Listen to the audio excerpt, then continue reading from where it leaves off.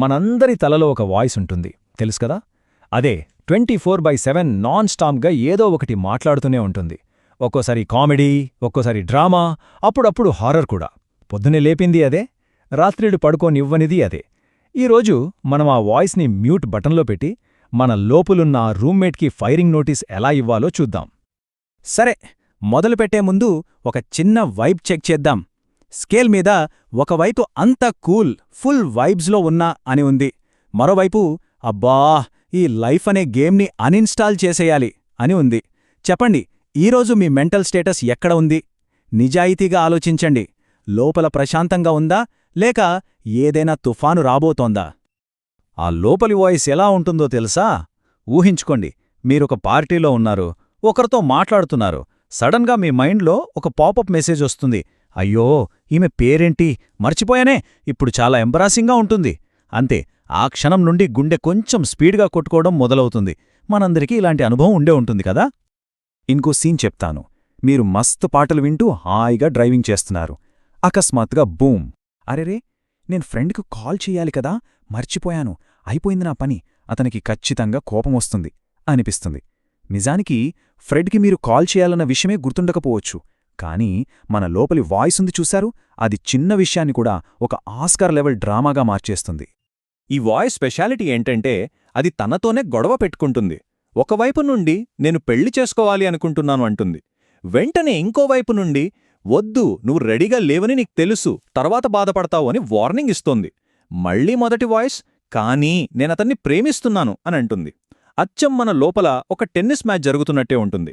బంతి అటూ ఇటూ వెళుతూనే ఉంటుంది, కాని ఆట మాత్రం ఎప్పటికీ ముగియదు.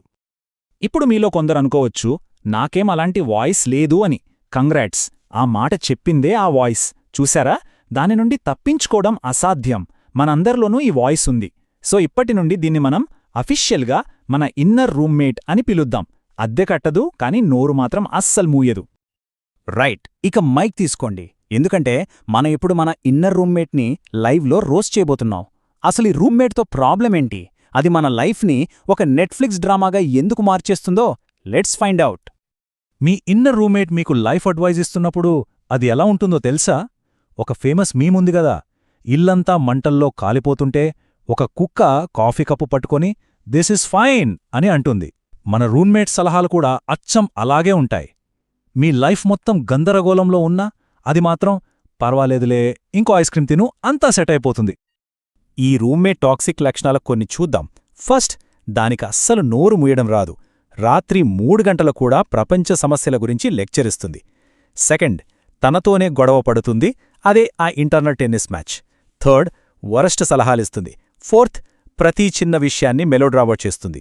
మీరు కొత్త కారు కొంటే ప్రతి చిన్న సౌండ్ని చూపిస్తూ అయిపోయింది, ఇంజిన్ పేలిపోతుంది చూడు అని భయపెడుతుంది. ఇక ఫైనల్గా దానికొక ఫీలింగ్, మన లైఫ్లో అదే మెయిన్ క్యారెక్టరక, మనం జస్ట్ సైడ్ క్యారెక్టర్లం అంతే. ఒక్కసారి నిజాయితీగా ఆలోచించండి.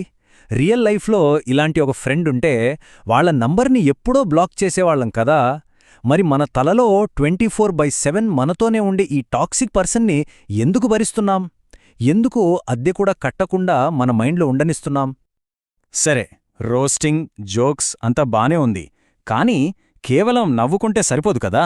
ఈ రూమ్మేట్ మన లైఫ్ని కంట్రోల్ చేస్తోంది. అందుకే ఇప్పుడు కథలో ఒక పెద్ద ట్విస్ట్ రాబోతోంది. మన ఇన్నర్ రూమ్మేట్కి ఫైరింగ్ నోటీస్ ఇచ్చే టైం వచ్చేసింది. కానీ అసలు పాయింట్ ఇదే, మీ తలలో ఆ వాయిస్ నాన్ స్టాప్గా మాట్లాడుతుంటే మరి దాన్ని వింటున్నదెవరు? ఒక్క క్షణం దీని గురించి ఆలోచించండి. మాట్లాడేది ఒకరైతే వినేవాళ్ళు ఇంకొకరు ఉండాలి కదా, మరి ఆ వింటున్నదెవరు? వింటున్నదే సాక్షి. అదే నిజమైన మీరు. సింపుల్గా చెప్పాలంటే మీ ఆలోచనలు ఆకాశంలో కదిలే మేఘాల్లాంటివి. అవి వస్తూ ఉంటాయి, పోతూ ఉంటాయి. కాని మీరు ఆ మేఘాలు కాదు. మీరు ఆ మేఘాలను చూస్తున్న ఆకాశం. ఆ వాయిస్, ఆ థాట్స్, ఆ ఎమోషన్స్ అన్నీ మీలో జరుగుతున్నాయి, కాని అవి మీరు కాదు. ఇదే ఈరోజు మనం నేర్చుకోవాల్సిన అస్సలైన విజ్డమ్ బాంబ్. జాగ్రత్తగా వినండి.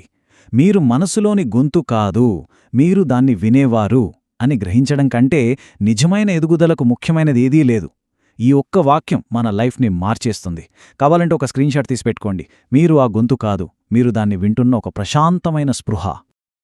ఓకే, థీరీ అంతా బానే ఉంది, కానీ ప్రాక్టికల్గా ఈ రూమ్మేట్ని ఎలా బయటికి పంపాలి?